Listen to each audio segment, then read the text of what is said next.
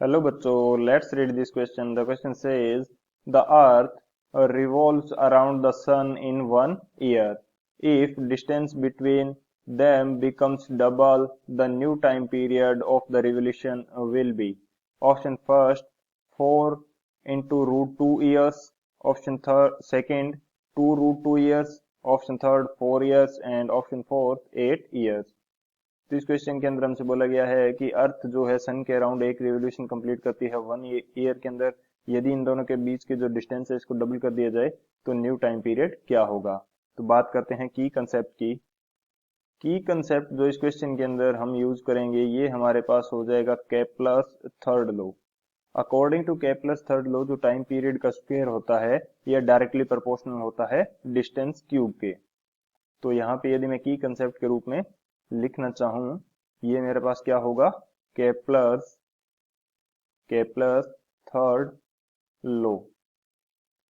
तो Kepler's third law के according जो टाइम पीरियड टी है इसका स्क्वायर डायरेक्टली प्रोपोर्शनल होगा आर क्यूब के।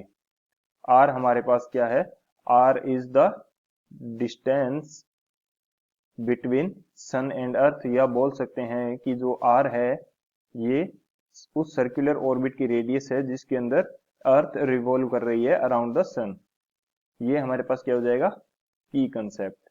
अब यदि मैं सॉल्यूशन की बात करता हूं, क्योंकि हमारे पास यहाँ पे दो कंडीशंस गिवन है कि फर्स्ट कंडीशन के अंदर हमारे पास रेडियस कुछ होगी एंड सेकंड कंडीशन के अंदर हम उस रेडियस को डबल कर रहे हैं या दोनों के बीच की जो डिस्टेंस है इसको डबल कर रहे हैं।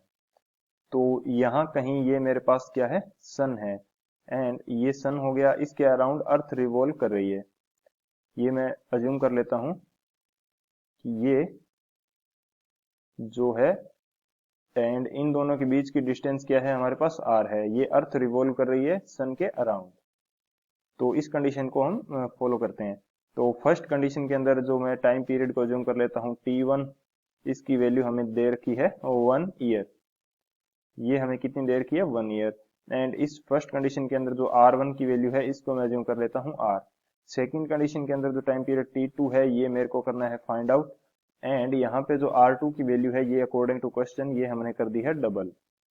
तो दोनों कंडीशंस के लिए यदि मैं अप्लाई करूं तो T1 का स्क्वायर ये डायरेक्टली प्रोपोर्शनल होगा R क्यूब के, एंड सेकंड कंडीशन की यदि बात की जाए तो जो T2 का स्क्वायर है ये डायरेक्टली प्रोपोर्शनल होगा 2R की क्यूब के। तो यदि इक्वेशन, ये जो दोनों इक्वेशन है इनको एक दूसरे के अंदर डिवाइड कर दिया जाए तो T1 का स्क्वायर कितना हो जाएगा, 1 का स्क्वायर ये 1 एंड T2 का square which is equal to R cube divided by 8R cube. तो आर क्यूब से आर क्यूब कैंसिल हो जाएगा। तो यहां से जो हमारे पास T2 स्क्वायर आएगा ये किसके इक्वल आ जाएगा, ये हमारे पास 8 के इक्वल आ जाएगा। तो यदि इसको सोल्व करें तो T2 की वैल्यू हमारे पास कितनी आ जाएगी, ये आ जाएगा 2√2 ईयर।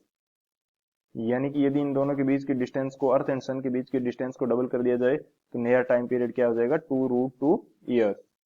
बात करते हैं ऑप्शन की, कौन सा ऑप्शन हमारे पास करेक्ट होने वाला है। जो सेकंड ऑप्शन है 2√2 ईयर्स ये हमारा करेक्ट हो जाएगा। So option second is the final answer. I hope you understood it well. Best of luck. Thank you.